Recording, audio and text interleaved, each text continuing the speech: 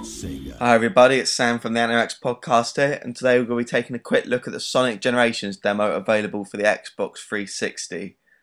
Growing up, I was always a big fan of the Sonic game like most gamers around my age, and I'd love to find a new title based on the character which I can enjoy, but based on this demo, this isn't going to be it.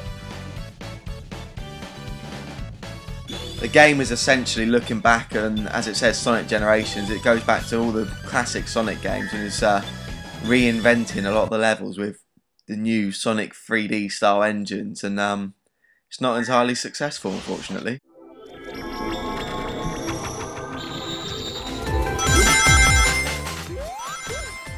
So I'm currently playing through the first of the game's two different modes, and it's a reimagining of the classic Green Hill Zone level, which I'm sure all of you that have ever played a Sonic title have probably played 100,000 different times.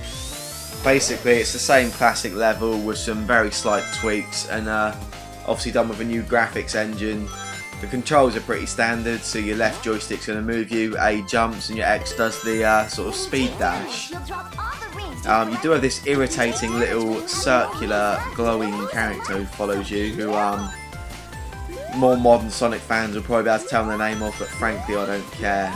He's irritating. I think he was supposed to be telling me about new features or controls, but it was just really irritating. Spin dash to break through the rocks and continue on!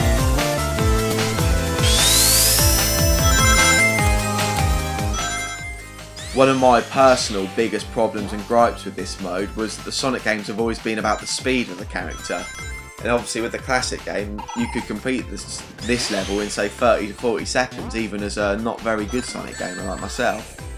But every time you get any speed up in this mode, everything just starts to become blurry and unintelligible. You can't see where you're going, you can't see what's happening, and maybe it's my television, maybe it's my pure eyesight, but just felt like I was running forward until I hit something, and I'd slow down, see where I was going, and start running again. And as much as you want the game to feel fast, you also need to feel like you're in control. I want to feel like I am Sonic and I'm controlling the speed and where he's going, and you just don't get that in this.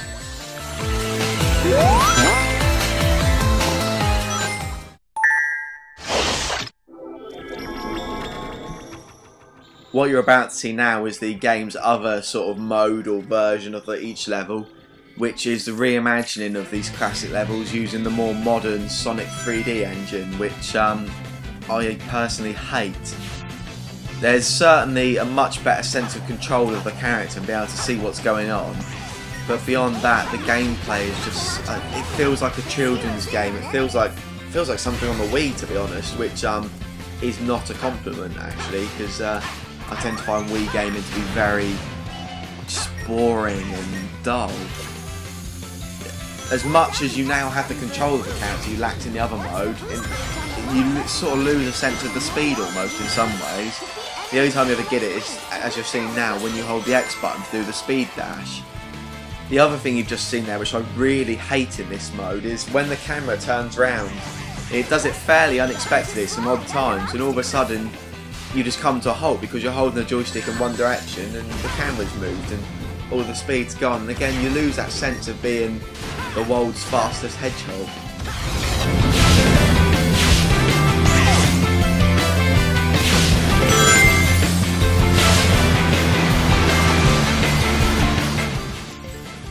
Another thing that slightly irritated me with this mode was the fact you're sort of led to believe this is the level you've played in the previous engine, I suppose you'd call it, but it doesn't feel like the same level. It doesn't feel like I'm, other than the backgrounds, it doesn't feel like the same path or the same routes. It's